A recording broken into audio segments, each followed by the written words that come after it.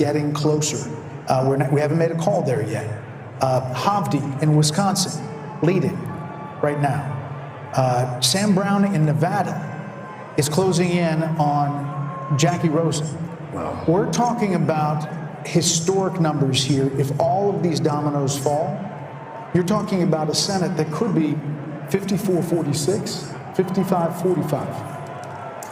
That wasn't in the cards. That wasn't on anybody's bingo card when you came into election night. But these candidates have all fought really strong races, and they have all closed in a very strong way. And in fact, many of them were sort of pulling into +5, +6 in just over the last 3 weeks. So it's a fascinating part of the story. Hopefully we'll be able to call some more of those soon. Former House Speaker Kevin McCarthy says with these coattails, you could see the House going Republican as well, and that would be a part of this story as well. Let's go back out to Trace Gallagher on the West Coast with his panel. Hey, Trace.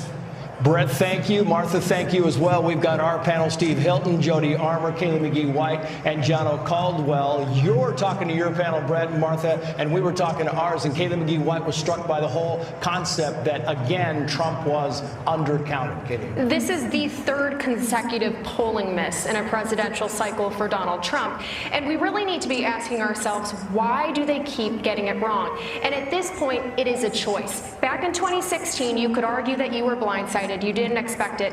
You cannot say that anymore. This was predictable from the very start. And I think the reason they keep getting it wrong is because they still don't understand the average Trump voter. They cannot wrap their heads around why so many people support him. And it's because for a long time, actually for the past decade or so, Democrats in power didn't think they needed to. And even worse, they didn't want to. They didn't want to have to stoop down to understand the concerns over immigration, over the economy. And guess what? The American people sent a very clear message tonight that you better start paying attention, and you better start paying attention soon. We heard a lot of words, demographic. I don't know how many times we heard it, Steve Hilton, but Gianna, you talk about black voters, black male voters especially. We heard it again and again tonight, and you think it's worth talking about. I think this is a historic night. Black men will now, those who voted for Trump will be counted as those who helped save America from further decline. I mean, Kamala Harris has tried her best to create these accents like, you better thank a union member, all of these things that she's done to try to appeal to this community, even going on Oprah Winfrey's talk show or whatever that was to say, oh, I'll pull out my gun and shoot someone that tries to come into my house.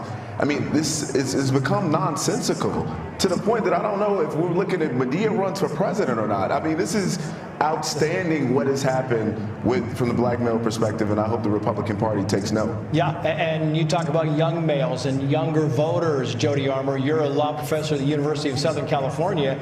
You know what young people are geared into. Are you surprised when you see these voter analysis numbers that young voters came out heavy for Donald Trump? Yeah, well, young voters can sniff out a fraud. They can sniff out somebody who's chameleon-like. She changes her position according to the prevailing winds. They didn't like that. Many across the country, young students said, for me, a red line also is mass atrocities, is collective punishment, is what I see going on in the Middle East, and I see us as complicit in. So they, were saying, I'm not just that enthusiastic. Yeah, I'm not going to get out. I got 15 seconds for you, Steve. I just think when I see this unfold, Trace, it is just a massive victory. Oh, we got to jump back. Sorry, guys, back to you. We got Trump coming out. Trace, thank you. The Fox News decision desk can now officially project that Donald Trump will become the 47th president of the United States. The former president's comeback will be complete with a win in Wisconsin, a state that he narrowly lost 4 years ago. He is now the second president in U.S. history to win non-consecutive terms. The first was Grover Cleveland in the late 1800s. Senator J.D. Vance will become the 50th vice president of the United States. Voters expressed deep frustration with the Biden administration, and former President Trump and the future President Trump overperformed in urban areas, particularly with men, proving that the strategy that they've doubled and tripled down on over the course of the last few months absolutely succeeded and brought him back to the White House. 47th president of the United States. Former President Trump now defeats Vice President Kamala Harris, who entered this race just over 100 days ago. And for Democrats, They were projecting the possibility of running the table with battleground states. David Plouffe with the Democratic campaign of Harris campaign suggested that just yesterday. Now it is possible that Donald Trump runs the table with these states and builds on a big landslide electoral win. We don't know where the popular vote is going to finish out, but we do know that he will be going back to the White House, and with him, Brit Hume, will be a lot of changes because he will have been there once and will know what he wants to do. You know, he often accounts for the fact that he had so much turnover in his first term, in his term as president, by the fact that he didn't really know Washington, and he was new to this realm that he had come to win the presidency in, and he promises us that now he knows whom he wants to hire, now he knows the kind of people he wants to have around him. A lot of people are saying that means a lot of very experienced people around Washington will be ruled out, and maybe they will. But it's going to be very interesting to see the kind of people he reaches out to and reaches out for in the days and weeks ahead as he builds his administration. We're joined by Kayleigh McEnany, Trey Gowdy, and Katie Pavlich. Kayleigh, you've been part of the last administration. You've seen you can see the joy in all these people's faces. Think about the angst and all that this campaign has been through. And now there is the prospect of creating what you want to create in a second administration. Your thoughts, 30,000 feet of this win. Indictments, 2 assassination attempts, an unlikely come-from-behind victory, and history is made tonight. This is a huge moment, particularly because this is a tectonic shift of the Republican Party. If all of this exit polling is true, you now have Black voters, Latino voters, young voters coming in a way that we haven't seen the party bring in a very long time, and that's due to former President, now soon-to-be current President Trump. And I just want to say this as we wait for him to come out. I remember having a conversation with Ivanka Trump in 2016 about his remarks. And before he went out to give those remarks, he had speech A and speech B.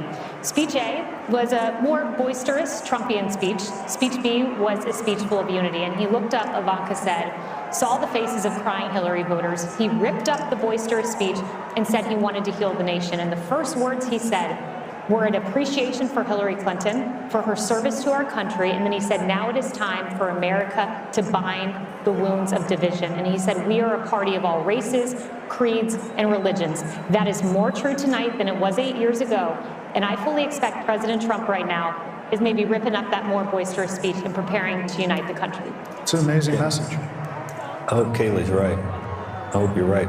And we're gonna get a chance to see here in a minute. Trey Gowdy said something on your show the other day about how one of the things that you hope also is they're a little more prepared this time. They've got a great transition team, and they're going to need it. And I hope that there are a lot of people who want to go in and be helpful. Trey? Yeah, I think his transition team has done a wonderful job vetting potential candidates. And to Kayleigh's point, I think a liberated Donald Trump, he's never going to be on the ballot again. This is his last term. I think, Harold, he will surprise his detractors. I think he will be not anything like what his detractors have described him as being now that he is liberated.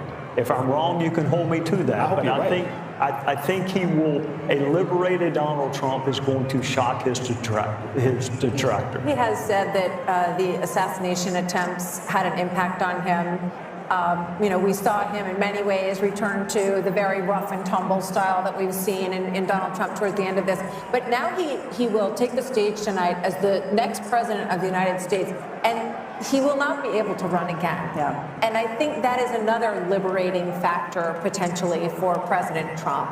Katie. We'll never underestimate the power of unfinished business. This is a president who has caught lightning in a bottle twice, and the second time around, he now has a MAGA mandate. He will have a Senate that he can use to push through his cabinet appointees, who can work with him on legislation, who could potentially replace a number of justices on the Supreme Court. He could build a wall. He could build a wall. He has a working group in Washington, D.C. We'll see what happens with the House, but he also has been working very hard on his transition, get the right people around him. He talks about the lessons he's learned about the first time in the White House. So this is a mandate tonight for him, and I think he should get a lot of credit for doing the work on the ground, going to these states to pull these Senate candidates across the line with him. What do you think the analysis is going to be? There's going to be a lot of time to digest all of this. We're focused now on what the president incoming president is going to say. What do you think the analysis is going to be on the Democratic Party and what went wrong? I think it's going to be agonizing. I think it's going to take a little while for consensus to form about what the party needs to do next, or what it did wrong this time. It'll be grudging at first. One can certainly imagine that if the party were smart and shrewd political voices were heeded, that there'd be some major changes in their agenda and their approach in this. And you think of the issue sets that they've tried to run on against this man that failed. They need to reconsider all of that. And I think it'll take a while. Now, our colleague and friend Mark Halperin, who's been very astute this particular cycle, he thinks there's going to be blood in the streets and people are going to be hysterical. I hope not, but it could happen. Ben?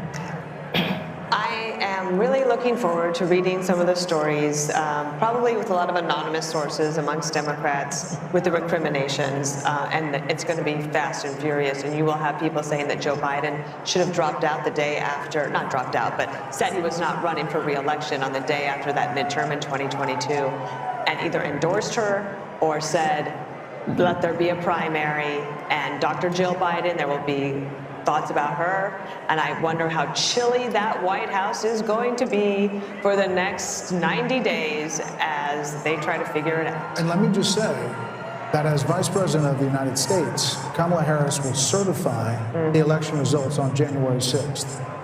A lot of irony in that moment. Harold, your thoughts? This is how our country is organized, and it's a great education, I think, for people who had very high passions in this race. There are Democrats who were fervently for Joe Biden. He performed poorly during a debate, and the party switched to Kamala Harris, and there was genuine excitement, I think, built over a period of time. And some of that excitement was an aversion and almost a dislike and a disdain for Donald Trump. But I hope it's a moment that we can all grow from, because if we don't, not in a selfish, partisan way, Democrats won't progress. And I don't think you can fly and soar as a great country unless you have both wings working together. And President Trump, tonight, I'm going to be interested in that tone, Kayla. I was reminded of your words, and reminded of what you said as you shared it. I remembered that story, and I hope and pray for the country tonight that President Trump, who has every right to be joyful, every right to celebrate, will give a speech with that tone tonight that in many ways could help him do all the things that he campaigned on in this campaign. What does this mean for the never-Trumpers who are Republicans and the Lincoln Project people and Bill Kristol and people like that who seem to abandon everything they ever previously believed in order to oppose Donald Trump? Kellyanne? We'll get to the never-Trumpers soon enough and the hundreds of millions of dollars wasted on them. Look, Donald Trump won this on policy and personality. I don't want to be remiss here. He is talking about energy independence, manufacturing, an economy where everybody is working, no new foreign wars, getting out of the entanglements we currently have, respecting and resourcing law enforcement, border patrol, military. And by the way, friends, we don't get those policies without that personality. What did we hear during the Republican primaries? I want Donald Trump's policies without his personality. Good luck with that. You don't get this strength and this resolve and this toughness. You don't get those policies without that. But I want to say this. It's on this phone that Huma Abedin placed a call 2:30 a.m. on November 9th, 2016. And on the other line was Secretary Clinton to concede the race to Donald Trump on my phone. I handed it to him, and I said to Vice President-elect Mike Pence, make sure Hillary actually concedes. She did. And President Trump was gracious to them, too. They came to the luncheon at the Capitol after the inauguration. The Obamas and the Clintons were there. I was there to see it myself. And then something just changed. The Washington Post said, let's impeach him at noon, 2 minutes after he's inaugurated. Melania wrote about this in her book. So, Harold, I hear you. I hope everybody can unify. But I got to tell you, my friend, I think it starts with your party and not mine. Fair enough. They had this guy in a courtroom. He's not an indoor cat. I get it. They have him, and they had him in a courtroom. They have him impeached. They have him, and Whether people think that was justified or not, now is a good time to respect the will of the people. Forget about us, the will of the people. I agree with you. I'm just saying be a gracious winner and let's move the country Yes, forward. but he I agree. And I know you will. That was my only point. I heard a gracious winner today when I talked to him. I really did. He's known for a while. I wrote a piece on FoxNews.com October 11th saying he's going to have a narrow landslide. I think he's felt that for a while, but he wanted to go and earn it. And I even think the people around him have to be gracious too. I think he will. I don't know him as well as you, but I think the people around him can be gracious as well. That's a different question. We can always hope. No, well, that comes from the top. Once more, I just want to say how much money was spent on this election. $15.9 billion with a bill. Wow. B, if you spend $1,000 a day for 2,740 years, that would be $1 billion. It was 16 times that. What has been spent on every race, presidency, the whole deal. $16 billion. And here we are. What is that, a And when check you you can look write at to the- for every American? What did you About say? $50. If not $40. About $50. But I just want to say, every presidential race has a medium. You know, you go back to television, cable. Yeah. This was, in some ways, a podcast experience of a campaign. And those are free to go on podcasts. And you wonder how much of that money really needed to be spent when there's a lot of ways to reach people. But I think it's really interesting and something we'll be talking about a lot in terms of the reach of these endorsements. You know what I was struck by? The Rogan final- and Musk and the rest of The them. final ads where They were excellent. They talked about making America great again, but then ending with the assassination attempt and that fist in the air, the iconic image, and the fight. Absolutely. Warrior And president. it worked. Yep. Yeah, toughest son of a gun we ever saw. And that was the last note we see in that ad. And I think, well, whatever you think of the guy, you got to admire that. Yeah. I mean, the adversity he's faced, everything we've seen in other presidencies and other political figures who've gone through all kinds of trouble are pale in comparison to what he's been put through. No, I Maybe it's time for his enemies to stop it. Not only that, but the energy that he has is truly amazing. He's the Energizer Bunny. Let's check in with Aisha Hosni, speaking of the Energizer Bunny, at Trump headquarters in West Palm. Aisha, this has been a big night all night long. I'm sure it's really getting fever pitch now. A big night, Brett and Martha, a long campaign for the former president, for all of us, the press corps that have been following him around now for more than a year. The crowd went absolutely nuts when Fox News called it here, and people were hugging each other, they were high-fiving each other, that people were on FaceTiming. I think they couldn't believe it that this happened tonight and they didn't have to wait days and days and days. We are now awaiting the former president to take the podium. He is here in the building, as is his running mate, now Vice President-elect J.D. Vance. They're backstage. We were told they were going to come out as soon as the election was called, and so now we're just waiting. We asked for a 2-minute warning. I don't know if we're going to get one, but hopefully we will see him soon. And so I just want to add a little bit of perspective, just as a Capitol Hill reporter that's been covering the former president for a while. When I came to Congress 3 years ago, talked privately with many powerful Republicans who did not want to see the former president back in Washington, and then to see the legal battles that he went through and Republicans having to stand up for him. And then he went through the primary process. As Kellyanne Conway just said, he earned it state by state by state, and then came back to Washington in the spring and went to the RNC and claimed the nomination. This is the greatest comeback that I've ever witnessed personally myself. And so I look forward to seeing what he says to the country here tonight and to his supporters. Back to you. Aisha, thank you. The Harris team is now texting to say Vice President Harris will speak tomorrow, and that will be her response to the election results.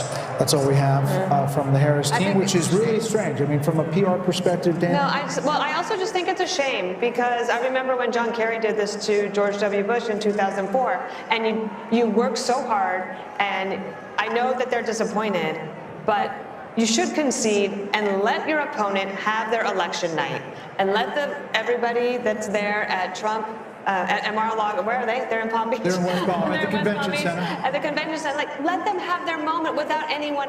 I remember Andy Card had to come in and say, well, yes, we know we won, but we have to wait until John Kerry concedes, and then we all had to traipse back in the next morning and wait and you don't get that moment. I don't think it's right. And that's not to say there's not going to be a phone call. There could be a phone call tonight, but she's not going to speak publicly. If there's a phone call, they have to make it public. And then nobody needs to hear from her. So if I were her, I would do it tonight. I mean, they had that whole setup in front of Howard University. Yes, all of her people were already there. Everybody was there, and it does feel like you want to just collect the moment and do it the way that But they were holding out hope. They were holding out hope that the blue wall could somehow come together, but it's going to be a red wall. 90 minutes before that, they were told to go to bed. I got that text. 90 minutes before all of this, Jen O'Malley Dillon, the Harris campaign person, said everyone can go to bed and come back tomorrow. So she didn't even address her own supporters. We want her to call President Trump. She didn't talk to the people who were assembled there for hours for her. It just seems very ungracious. By the way, it ended up being a very bad split screen. You probably couldn't see it in here, but they're filing out, and he's expanding his folks, and they're all excited for him. Look, I think that Kamala Harris is a sign of the times, but I think that Trump's a metaphor for the country. And when he says, we don't surrender, fight, fight, fight, we get back up, I just think I think that's who it is. The other thing I just want to say, maybe it's as a Catholic, maybe it's just as a Trump supporter, maybe it's just as a flawed human being. We all get second chances in this life. Rarely do we get a second chance as big as this one. And I have got to believe the man that I know and that Kayleigh worked with is going to work with a certain alacrity and energy to get things done very quickly. What he can do through executive order, what he could do with the Congress, bringing in the governors. Nobody gets a second chance this big in their lives and just puts it on the shelf like it's a trophy or a gold star. He's going to use that as a platform for good and undo some of these bad policies, and I think do even better. You know, these celebrities, these athletes, he's got job creators and innovators. He's got Elon Musk and Dana White. He's got people who make stuff, who people say, wow, there's an American success story, and he's going to bring them aboard. So Vice President Harris has now encountered what is known as the Van Buren curse. It's the failure of the vice president to get to the presidency. Only two have done it, and that is Mark Van Buren in 1836 and George H.W. Bush in 1988. You know, the question is what the Republican Party looks like now.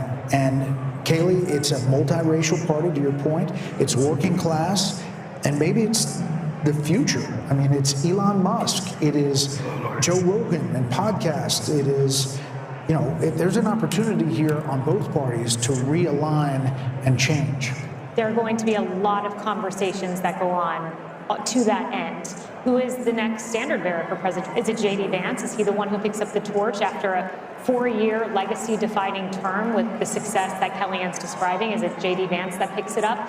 There's going to be a conversation about ground game. I mean, Kamala Harris over the weekend, they were saying they were knocking 1,000 doors a minute, and I have no reason to doubt that. It was an extraordinary ground game, but do ground games matter as much as podcasts? As much as real, authentic, viral moments like President Trump on the garbage truck, or President Trump at McDonald's, these viral moments that really captured the attention of the nation. And what does the Republican Party look like going forward? It's a broad coalition. It's an exciting coalition, and I think if President Trump manifests that working man agenda, no tax on tips, no, limit on credit card interest rate, that's a working man's economic agenda. And if he makes that happen in 4 years, this party may look like this for quite some time. I'm struck when you're talking about the authenticity part of this, because when I think about him with the French fries at McDonald's and standing up with blood on his face, fight, fight, fight, you can't fabricate, no consultant can create those moments, Trey. Those are organic and they are authentic. And I think that is something that Kamala Harris fell really far short on in terms of the authenticity measure. Yeah, if you had told me that a billionaire from New York would be able to connect with middle America, I would have questioned that. To my friend, the gentleman from Tennessee, autopsies are painful, especially when the patient's still alive. I wonder what the Democrat Party is going to go through in the next weeks and months, because this was a loss that I don't think anyone saw coming, not to this magnitude. So what does the autopsy look like if you're a Democrat? It's painful, but you have to have one. How did you lose, and how did you lose this soundly? The easiest way to do it for them would be to simply say, if Joe Biden hadn't clung to the job, clung to the nomination, and hidden his condition with a lot of help, they could have had an open nominating process and gotten a more attractive nominee who would have been freer to walk away from Biden policies and would have had a better shot. I mean, I think that's the easiest, simplest solution. But I'm not sure that's where they'll go. But that makes sense. I don't think you can pass over an African American female, which is a very loyal constituency for the Democratic Party. I don't see how they could have passed over. But if he'd left the office and she'd run, she would have been put through a different process and would have had competition, and the whole thing would have been different. But I mean, Harold, you have a Democratic Party that's pretty old. I mean, you have Nancy Pelosi and Chuck Schumer and Joe Biden. You got Andy Beshear, you got Josh Shapiro, you got Gretchen Whitmer. That's a different kind of Democrat, and that is not the progressive Democrat that wins in a primary. So is it going to be a change in your party? Well, we nominated Bill Clinton and Barack Obama, who were not from the old days party. So I think we'll do that. Look, tonight, what happened this evening and what's happened over the last year has been described. There were those on this panel who didn't believe that this resurrection could have occurred.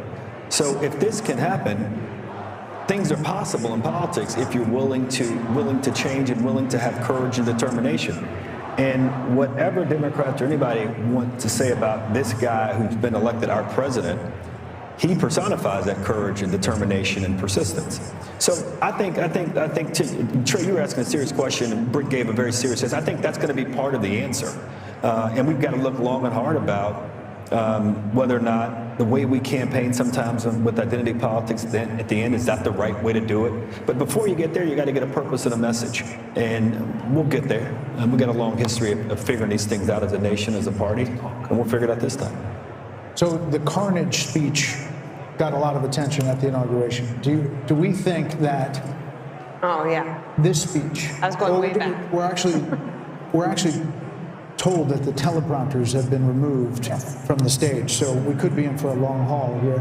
We don't know. But what do you think? He's coming, but there may not be. I'm saying he goes off the teleprompter anyway. But he, the other night at the Al Smith dinner, he was upset that there were teleprompters, because he doesn't want to use them. So. Right. So Dana, what does this speech look like? This one right now?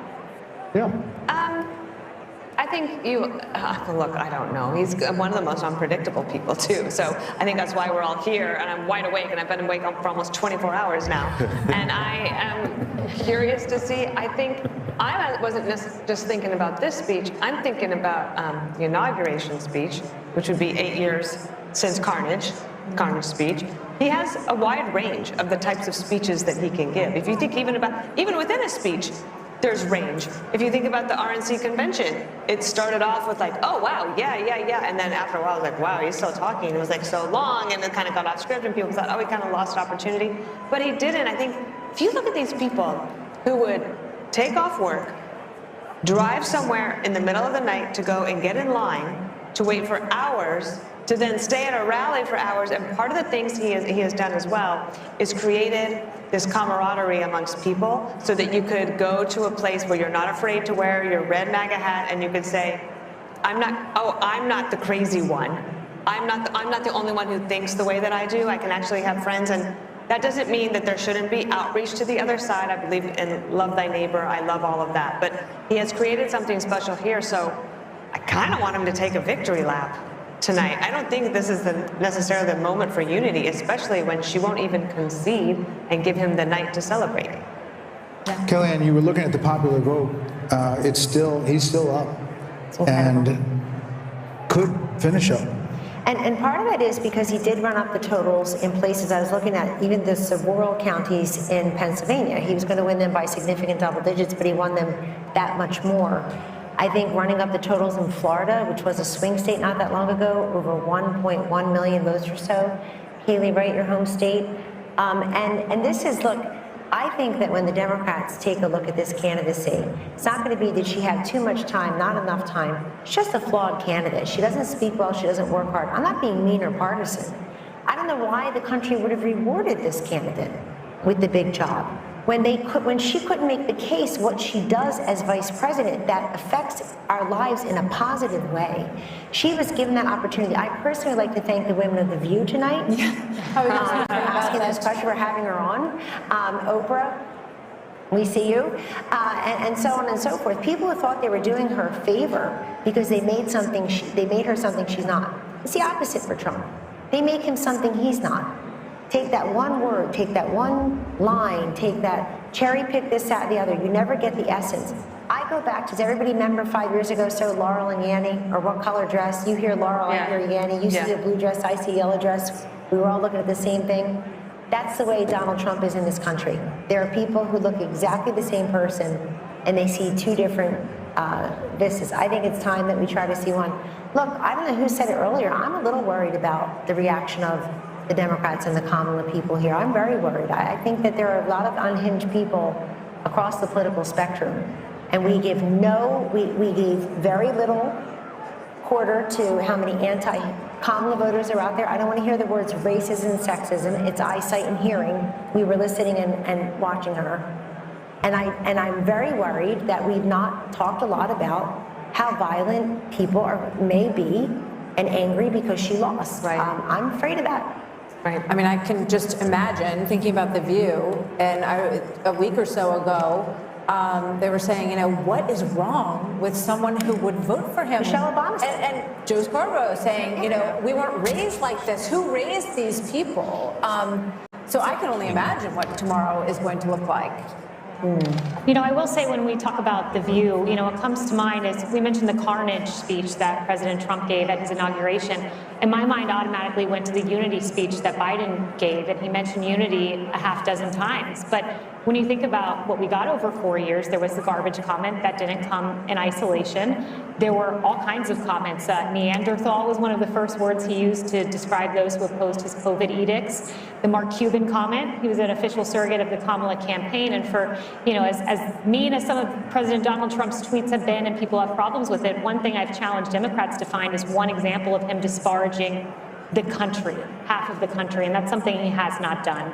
And so I expect you'll hear a unifying tone, and I expect you're going to see a very successful presidency, and one untethered maybe from some of the things that were holding him back. What comes to mind is an Oval Office meeting that we had where Dr. Fauci was urging him not to open the country. And I watched President Trump fight vociferously, saying people are losing their jobs. We must open the country. He wanted to do it sooner than he did. I think that Donald Trump, who goes with his instincts, is going to be a Trump that ultimately leads a very successful country in second term.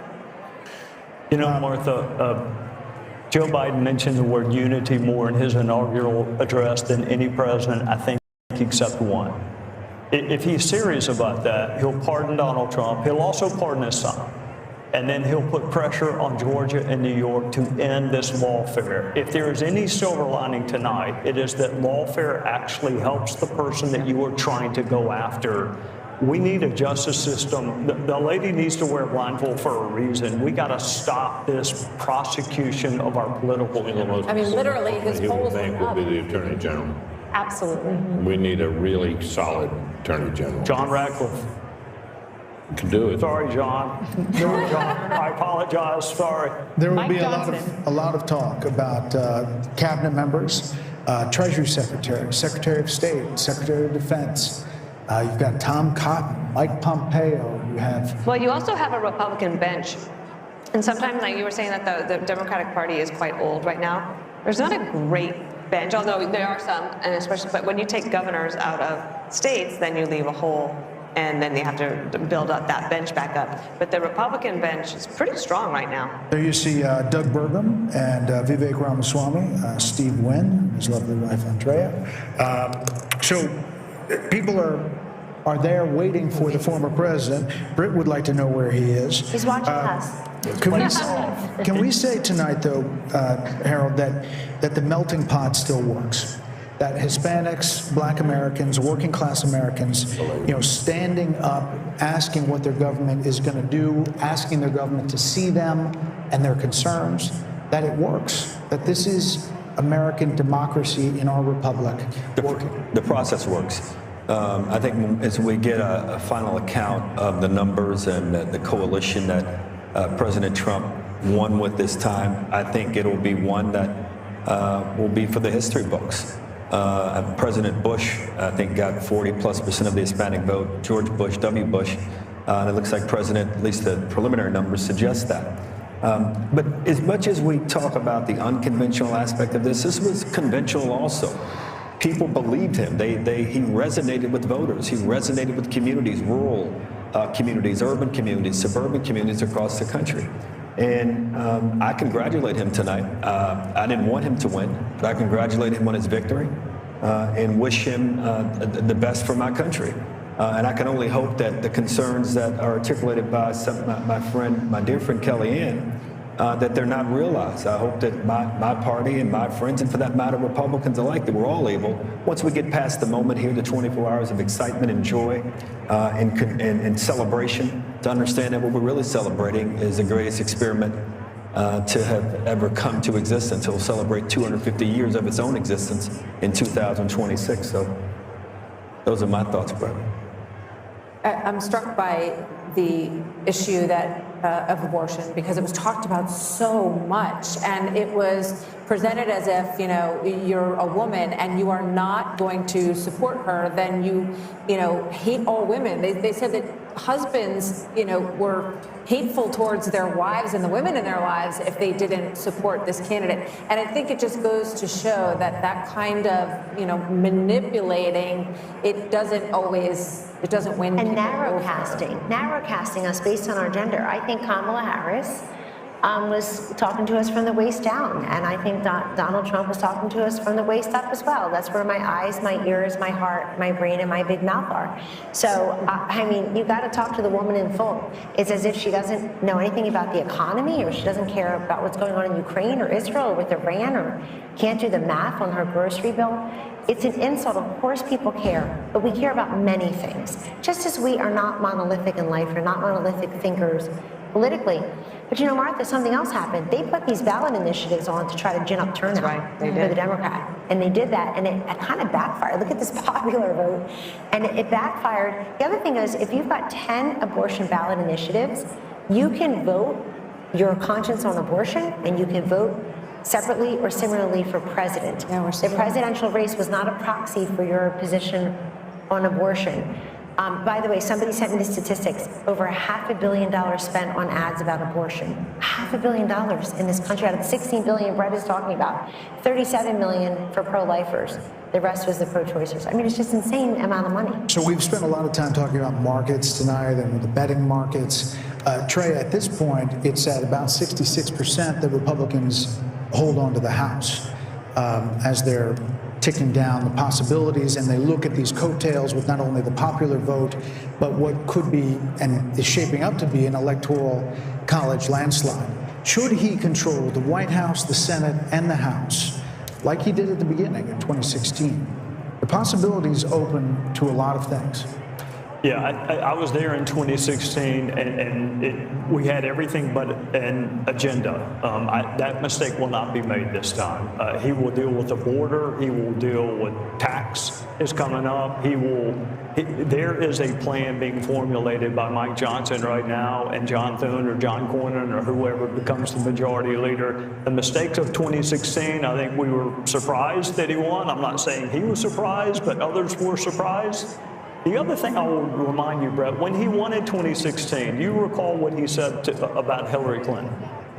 She's been through enough. There was a lot of pressure to prosecute her. He said she's been through enough. I wish my Democrat friends would say the same thing about him and say enough is enough. Drop the cases in New York and Georgia. Biden shouldn't wait on Donald Trump to end these federal cases. They should be ended by Joe Biden. If you really want unity, then quit using lawfare to divide the country. Quit using the justice system to try to win political races. We are still following these Senate races, and as we wait for the former president, by the way, there's Nigel Farage there talking in the crowd there. Britt, this is remarkable in that some of these races were not even suspected to be close, expected to be close. Mike Rogers, he was a long shot at one point against Alyssa Slotkin. Good candidate. In Michigan, good candidate. Strong candidate. Former chairman of the House Intelligence Committee. Right. But Sam Brown was left essentially, he was not going to win. He was not on anybody's list. Nope. Likely switching. Not getting much money or attention. No, but I think he's a competent candidate. Once again, we have. By the way, there's Sam Brown right there, 48.1 to 47.2, 80% in over Jackie Rosen. How much renews our understanding that candidate quality matters. Yep. In this cycle, Republicans in the Senate races in particular fielded some pretty darn good candidates that gave them a shot in states where Republicans often face an uphill battle. And the fact that, it looks like it won't be just a squeaker, there might be a little margin there for Republicans in the Senate is testament to that. Let's see what Wisconsin is, guys. Can we put up Havdi in Wisconsin?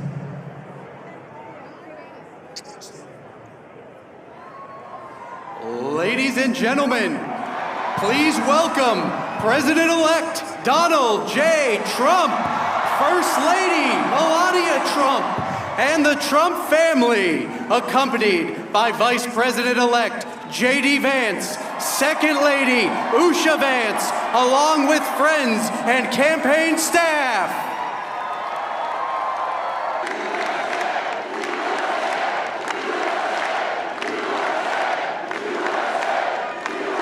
Well, I want to thank you all very much. This is great. These are our friends. We have thousands of friends on this incredible movement. This was a movement like nobody's ever seen before. And frankly, this was, I believe, the greatest political movement of all time. There's never been anything like this in this country, and maybe beyond. And now it's going to reach a new level of importance because we're going to help our country heal. We're going to help our country heal. We have a country that needs help, and it needs help very badly. We're going to fix our borders. We're going to fix everything about our country. And we made history for a reason tonight, and the reason is going to be just that. We overcame obstacles that nobody thought possible, and it is now clear that we've achieved the most incredible political thing. Look what happened. Is this crazy?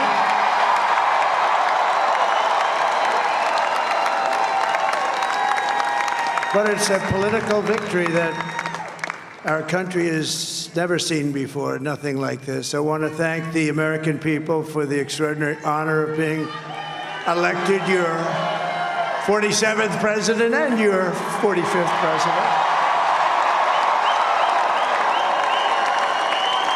And every citizen, I will fight for you, for your family, and your future. Every single day, I will be fighting for you, and with every breath in my body, I will not rest until we have delivered the strong, safe, and prosperous America that our children deserve and that you deserve. This will truly be the golden age of America. That's what we have to have. This is a magnificent victory for the American people that will allow us to make America great again. And in addition to having won the battleground states of North Carolina, I love these places, Georgia, Pennsylvania, and Wisconsin, we are now winning in Michigan, Arizona, Nevada, and Alaska, which would result in us carrying at least 315 electoral votes. But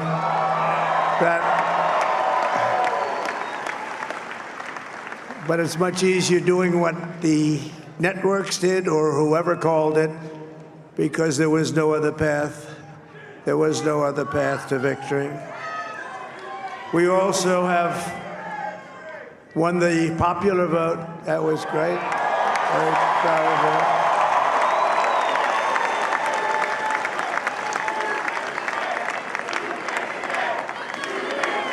Thank you.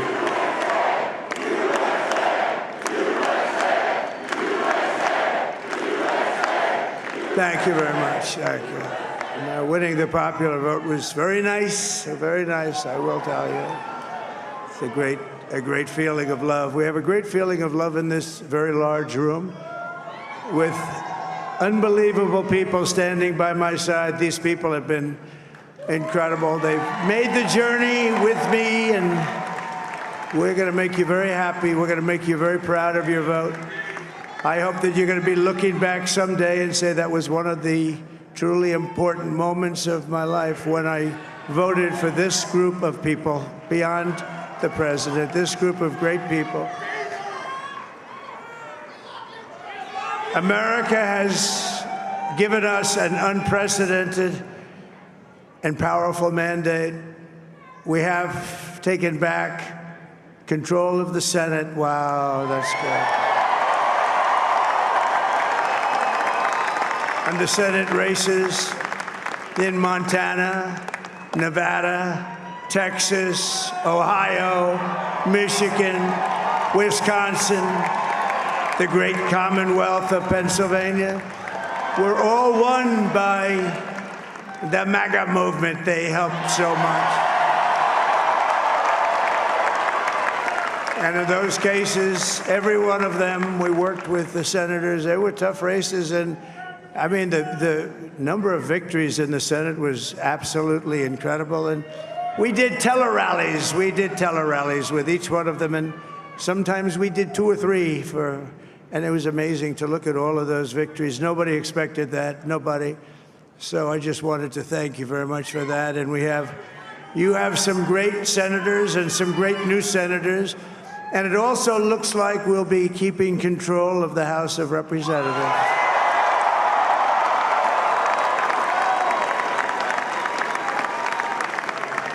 And I want to thank Mike Johnson. I think he's doing a terrific job, terrific job. I want to also thank my beautiful wife, Melania, First Lady.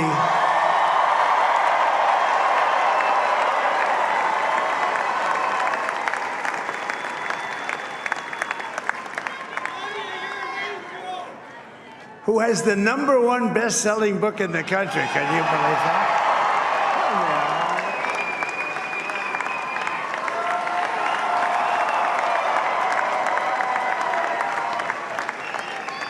Oh, no, she's done a great job, works very hard to help people. So I just want to thank her. But I want to thank my whole family, my amazing children, and they are amazing children. Now, we all think our children are amazing. Everybody here thinks their children are amazing, but that's a good thing when you think they are. But Don, Eric, Ivanka, Tiffany, Barron, Laura, Jared, Kimberly, Michael, thank you all. What a help. What a great help.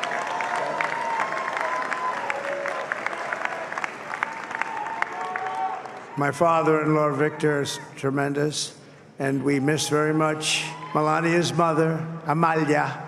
We miss Amalia, don't we, huh? She would be very happy right now, standing on this stage. She'd be so proud. She was a great woman, that one. Beautiful inside and out. She was a great woman. I want to be the first to congratulate our great, now I can say, Vice President-elect of the United States, J.D. Vance.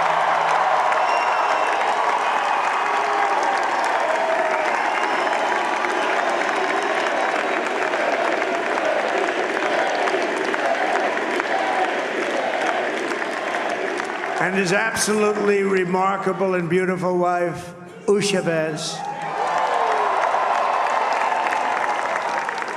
And he is a feisty guy, isn't he? You know, I've said, go into the enemy camp. And you know, the enemy camp is certain networks. And a lot of people don't like to, sir, do I have to do that? He just goes, okay. Which one? CNN, MSDNC? He'll say, all right, thank you very much. He actually looks fine. He's like the only guy I've ever seen. He really looks forward to it, and then he just goes in and absolutely obliterates them. Say a couple of words.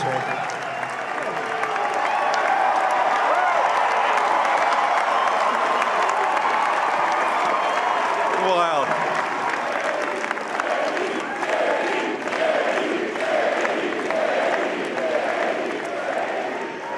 Well, Mr. President, I appreciate you allowing me to join you on this incredible journey. I thank you for the trust that you placed in me. And I think that we just witnessed the greatest political comeback in the history of the United States of America.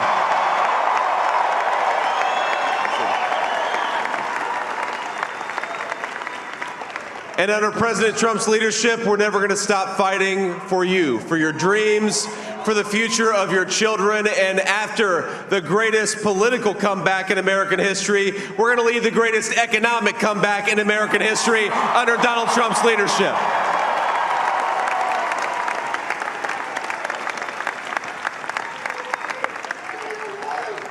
Thank you very much. He's turned out to be a good choice.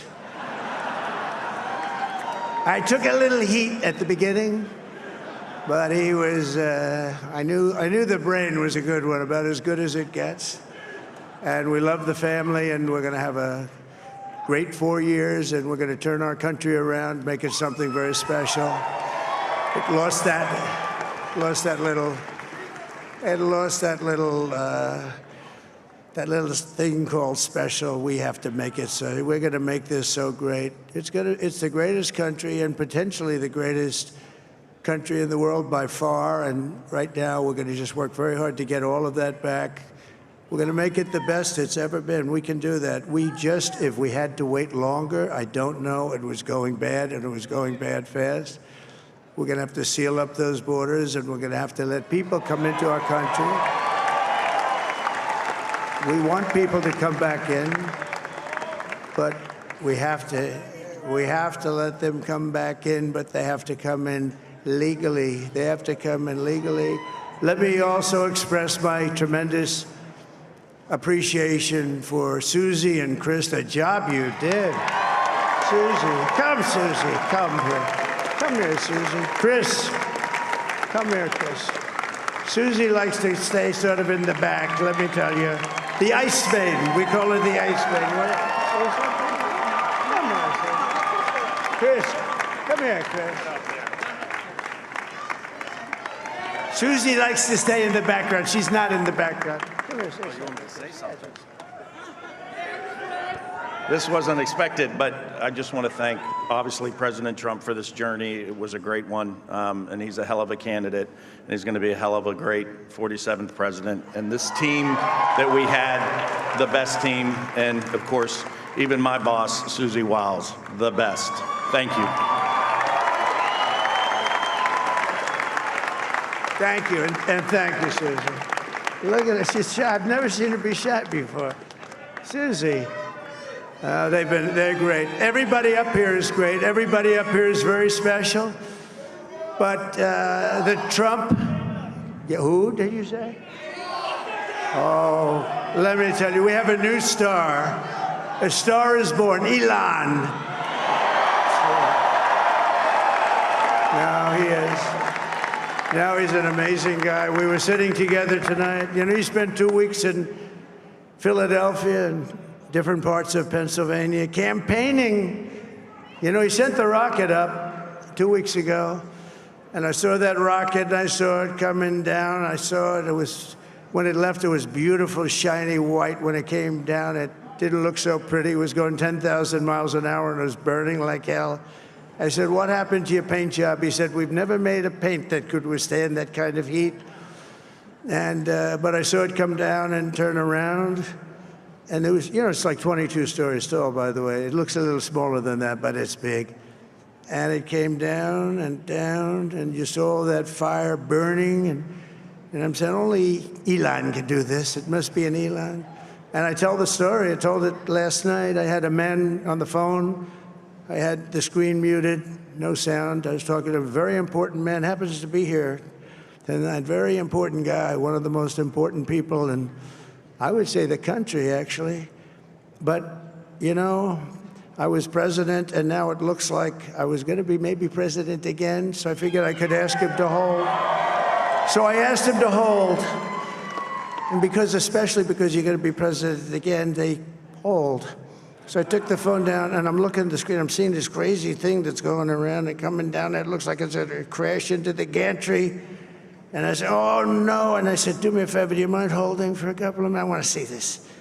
I thought it was a space-age movie or something. I put the phone down, Bad part, I didn't pick it up for 45 minutes, and he was holding. But this spaceship came down, and I saw those engines firing, and it looked like it was over, it was going to smash, and then I saw the fire pour out from the left side, and I put it straight, and it came down so gently, and then it wrapped those arms around it, and it held it, and just like you hold your baby at night, your little baby. And it was a beautiful thing to see, and I called Elon. I said, Elon, was that you? He said, yes, it was. I said, who else can do that? Can Russia do it? No. Can China do it? No. Can the United States do it other than you? No. Nobody can do that. I said, that's why I love you, Elon. That's great. And you know, when we had the tragic Hurricane Helene, and it hit North Carolina, they were really devastated, the water. This was a big water, as big as we've ever seen, water hurricane. It built lakes out of nothing. Fields became lakes, and the danger was unbelievable. And the people from North Carolina came to me and they said, would it be possible, at all possible, for you to speak to Elon Musk? We need Starlink.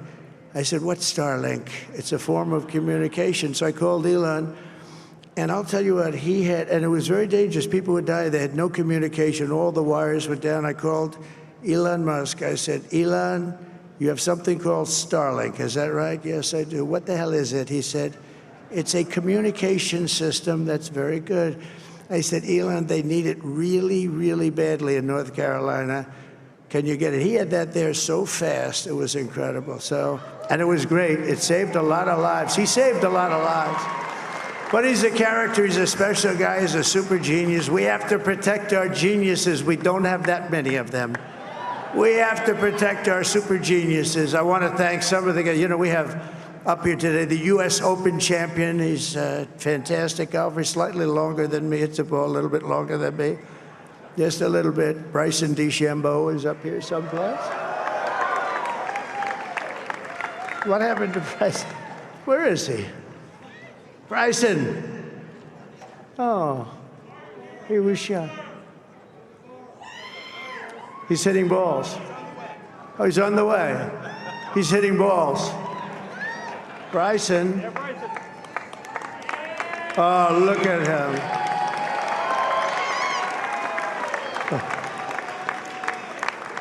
He's got a great career going. Great U.S. Open, Bryson. That's a fantastic job. And we also have a man, Dana White, who has done some job. He's a tough guy.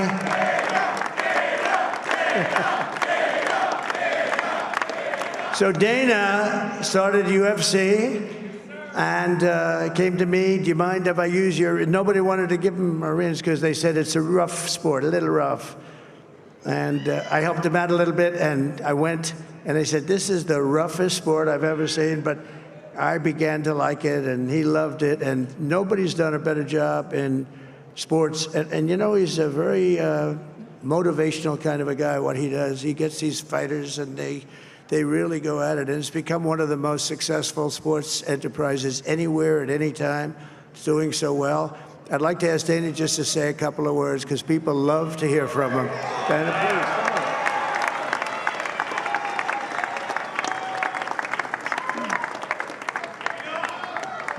please. Nobody deserves this more than him, and nobody deserves this more than his family does. This is what happens when the machine comes after you. What you've seen over the last several years, this is what it looks like. Couldn't stop him. He keeps going forward. He doesn't quit. He's the most resilient, hard-working man I've ever met in my life. His family are incredible people. This is karma, ladies and gentlemen. He deserves this. They deserve it as a family. I want to thank some people real quick. I want to thank the Nelk boys, Aiden Ross, Theo Vaughn, Bussin' with the boys, and last but not least, the mighty and powerful Joe Rogan. And thank you, America. Thank you. Have a good night.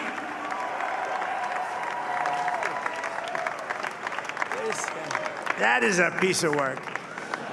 No, he's really an amazing guy. But most of all, I want to thank the millions of hardworking Americans across the nation who have always been the heart and soul of this really great movement.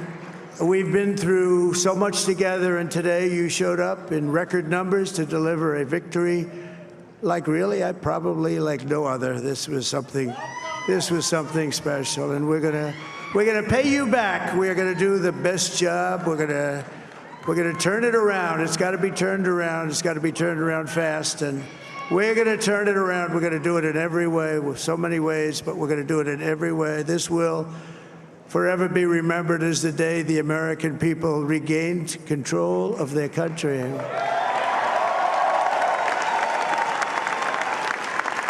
So I just want to say that on behalf of this great group of people, these are hard-working people. These are fantastic people, and we can add a few names like Robert F. Kennedy Jr. He came in. And he's going to help make America healthy again.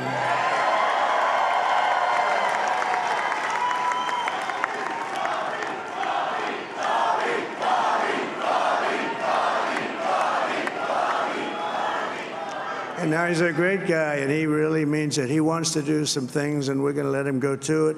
I just said, but Bobby, leave the oil to me. We have more liquid gold, oil and gas. We have more liquid gold than any country in the world, more than Saudi Arabia.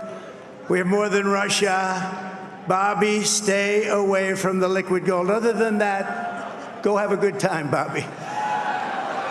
We're going to be paying down debt. We're going to be reducing taxes. We can do things that nobody else can do. Nobody else is going to be able to do it. China doesn't have what we have. Nobody has what we have. But we have the greatest people also. Maybe that's the most important thing. This campaign has been so historic in so many ways. We've built the biggest, the broadest, the most unified coalition. They've never seen anything like it in all of American history. They've never seen it. Young and old, men and women, rural and urban.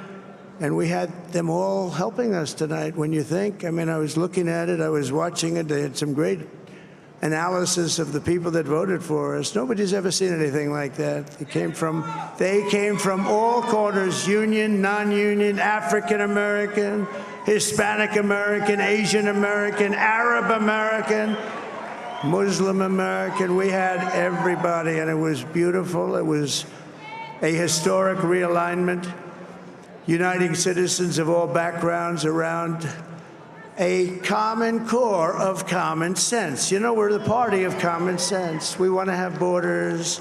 We want to have security. We want to have things be good, safe. We want great education. We want a strong and powerful military, and ideally we don't have to use it. You know, we had no wars. 4 years we had no wars, except we defeated ISIS. We defeated ISIS in record time, but we had no wars. They said, he will start a war. I'm not going to start a war. I'm going to stop wars. But this is also a massive victory for democracy and for freedom. Together, we're going to unlock America's glorious destiny. We're going to achieve the most incredible future for our people. Yesterday, as I stood at my last stop on the campaign trail, I'll never be doing a rally again. Can you believe it? I think we've done 900 rallies approximately from them. Can you imagine? 901, something, a lot of rallies. And it was sad. Everybody was sad. Many people, I said, this is our last rally. But now we're going on to something that's far more important, because the rallies were used for us to be put in this position where we can really help our country. That's what we're going to do. We're going to make our country better than it ever has been. And I said that many people have told me that God spared my life for a reason.